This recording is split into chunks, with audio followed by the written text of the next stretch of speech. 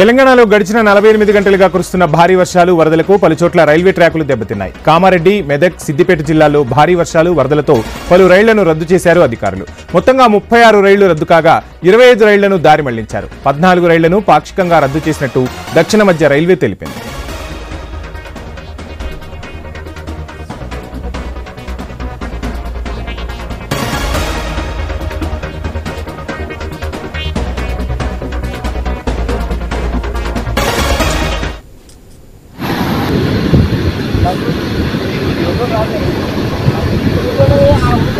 తెలంగాణలో గడిచిన 48 గంటలుగా కురుస్తున్న భారీ వర్షాలు వరదలకు పలుచోట్ల రైల్వే ట్రాకులు దెబ్బతిన్నాయి. కామారెడ్డి, మెదక్, సిద్దిపేట జిల్లాలో భారీ వర్షాలు వరదలతో పలు రైళ్లను రద్దు చేశారు.